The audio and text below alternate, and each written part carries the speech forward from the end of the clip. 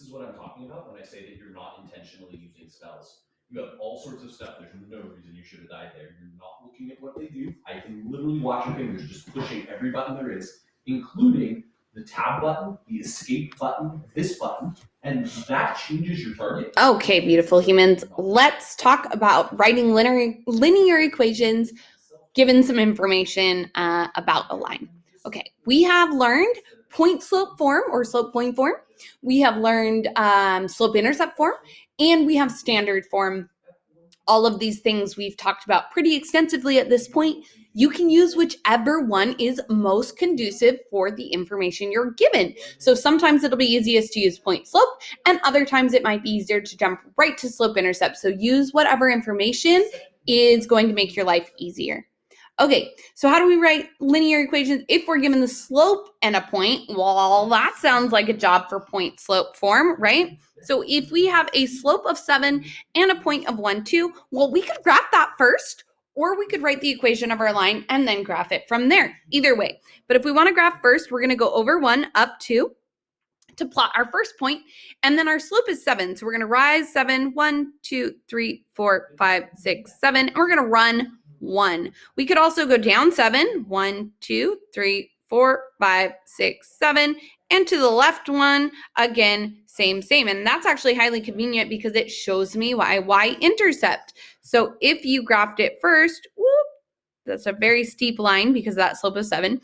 If you graphed it first, you would already know your y-intercept, which is 1, 2, 3, 4, -5. So I know my y-intercept is -5, and I know my slope, so I could just write this in slope-intercept form right now. Oops, not 5. I don't know why I said 5.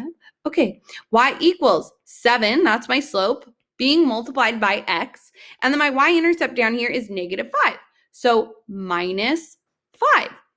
We could have also started right with point slope. We could do y minus y1, which is 2 in this case, the y value of my point, is equal to my slope times x minus the x1, which is 1 over here, minus 1. And then we can just go ahead and solve. So we're going to distribute our 7. We get y minus 2 equals 7x minus 7. And then we're going to add 2 to both sides. And we get y equals 7x minus 5, which is exactly the same as what we got when we knew the y-intercept. So either way would be completely fine. And now we have the equation in both point slope form and slope intercept form. Okay, you give this one a shot. All right, so again, we could graph it first. Over 3 down 1. There's our first point. We have a slope of -1, so I'm going to go down 1 to the right 1, or I could go up 1, left 1, and I could keep that up until I find my y-intercept. So if you wanted to identify your y-intercept by graphing, you could do that. And then we're going to do point slope form and convert it to slope intercept form. So we're going to do y minus our y1, which is going to be -1. So y minus -1 is going to be equal to my slope of -1 times x minus my x value, which is 3 at my point. This becomes y plus 1. 2 negatives make a positive because you're taking away debt. We're going to distribute our -1 here. -1x plus 3. Then I need to subtract 1 from both sides. Subtract 1. Y equals -1x plus 2. Well, that matches my graph because there's my y-intercept of +2, and we already knew our slope was -1. So there's your slope intercept. There's your point slope form. Moving right along. All right, what does the slope of undefined mean? It means I have a vertical line. So this is just going to be an x equals line. You don't really need to worry about this one for point slope form. It doesn't work very nicely. So we're just going to jump right to, it's not even really y-intercept form, right? Because this is just an x equals line. There is no y. It doesn't matter what y is. Y can be anything. X will always be the same because I know if I have an undefined slope, I have a perfectly vertical line. So what is x going to equal? Well, x is going to equal whatever the value is of the point that we're passing through. So my x value here is -2. So x is going to equal -2. So at -2, boop, boop, for the point, and we are going to draw our perfectly vertical line, and that is our equation. And again, you don't need point slope form or slope intercept technically because this is just a vertical line. It has its own special form.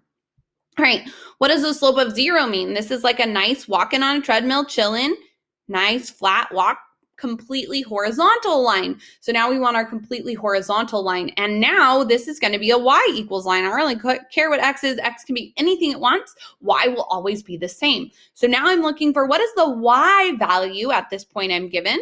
Well, it's 5. So up 1, 2, 3, 4, 5. We know that point is going to be there. Also, the 0.35 is on this line, right? That could be there. And we're going to draw our horizontal line. Also over here, we knew -2. 5 was on this line. 1, 2, 3, 4, 5. And you can see that it is in fact on that line. All right, but what if you're not given the point and a slope and you're just given 2 points? Or maybe you're given a table with points in it and you don't know the slope. Well, step 1 is going to be to identify slope. So step 1, find slope. How do we find the slope from 2 points? We're going to take y2, subtract y1. We're going to divide it by x2 minus x1. Again, we're finding the change in the y values, and we're dividing by the change in the x values, which represents our rise over our run. Okay, so we're going to take 7, our y2, and we're going to subtract our y1, which is 3. 7 minus 3. We're going to divide by -4 minus 2, and that will give us our slope. 7 minus 3 is 4. -4 minus 2 is -6. This can be simplified. Notice both 4 and 6 are divisible by 2. So we could divide both the top and the bottom by 2, and we get 2 over -3 is my slope. So m equals 2 over -3, or -2/3, right? My slope. Okay, now I can use either of the 2 points I was given, whichever point you like best, and plug that into point slope form with the slope I just found. So now we're going to do y minus, let's just use our first point, -3 equals our slope of -2/3 times x, and then this is going to be -2. Okay, then we're going to distribute our 2/3. Okay, so we get y minus 3 equals -2/3 x. -2 times -2 is +4, so 4 and then over 3. Remember, this is just -2 over 1, right? So that's our new fraction. We're going to add 3 to both sides. But of course, we need a common denominator. This is over 1. We need it to be over 3, so we're going to multiply by 3 over 3, which is the same as just multiplying this by 1. So we end up with 4 over 3 plus 9 over 3, which gives us 13 over 3. You could turn that into an improper fraction if you wanted to identify your y-intercept a little bit more easily. That's fine. But your overall equation is y equals -2/3 x plus 13 over 3. Didn't really give you enough space on these, did I? Okay, see if you can give this one a shot. Start by identifying your slope.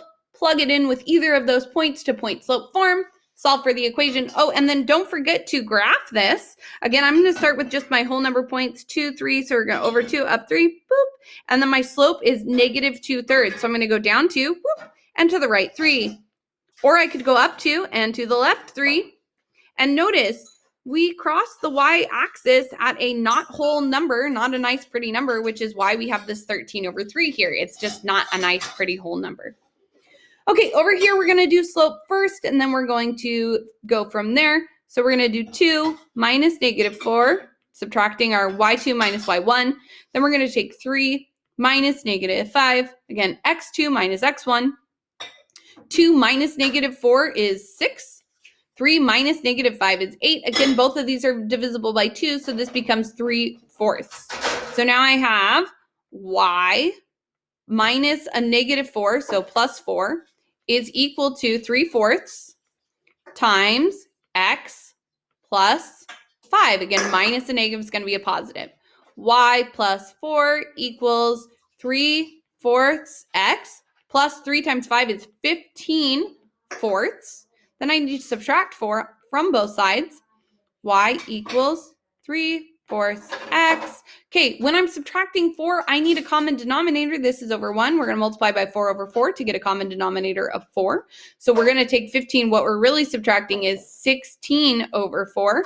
So we're going to end up with -1 over 4. And that is our slope intercept. Again, not a nice whole number, so I would plot one of the points you're given. -5, 1, 2, 3, 1, 2, 3, 4, 5. Down 4. 1, 2, 3, 4. And then apply your slope from there. Up 3 over 1, 2, 3, and 4. And now we have that line there. Again, if you were keep graphing, you would see that the 0.32 does in fact land on that line. Okay, keep going. Give this one a shot. So we're going to take 7 minus 5. We're going to divide by 1 minus 3. 2 over negative 2 is just negative 1. Y minus 5 equals negative 1, our slope, times x minus 3. Y minus 5 equals negative 1x plus 3. Add 5 to both sides. Y equals negative 1x plus 8. Okay, plotting my point over 3. 1, 2, 3, up. 1, 2, 3, 4, 5. Boop. And then we have a slope of negative 1, down 1 over 1, or up 1 to the left 1. I'm going to keep going here and just make sure I do have a y-intercept of 8 just to double check things. So that should be a y-intercept right there, up 8 based on my equation. 1, 2, 3, 4, 5, 6, 7, and 8. Ding, ding, ding. We have a winner. Also good to double check, did you graph a negatively sloped line? Yes, that looks good. And also, you can graph these first just by plotting your 2 points and drawing a straight line in between them. Okay, and then you could draw a slope triangle, solve for the slope that way. Lots of options on these. Okay, so then we're going to take y2, negative 2, we're going to subtract 6. We're going to divide by negative 4 minus 1. Negative 2 minus 6 is negative 8. Negative 4 minus 1 is negative 5. 2 negatives make a positive, so this is a positive slope of 8/5. Let's plot our 1, 6 over 1 up. 1, 2, 3, 4, 5, and 6. And then I'm going to actually go down and to the left, just because going up 8 will put me off my graph. So I'm going to go down 8. 1, 2, 3, 4, 5, 6, 7, and 8. And to the left 5, 2 negative directions is positive. 1, 2, 3, 4, and 5. And put my point there so we can actually see it. And then if we go over to negative 4, 1, 2, 3, 4, and down 2, oh, look, there's that other point that we were given. So that looks good too. Okay, remember that given 2 points is exactly the same as given a table, because a table is simply giving you a set of points. So you now know how to write the equation of a line given the slope and a point, or given 2 points and nothing else. And really, that means you can write the equation of a line no matter what from this point going forward. Make sure you write down any questions you have and meet with me after class if you are confused at all. Have a wonderful rest of your day.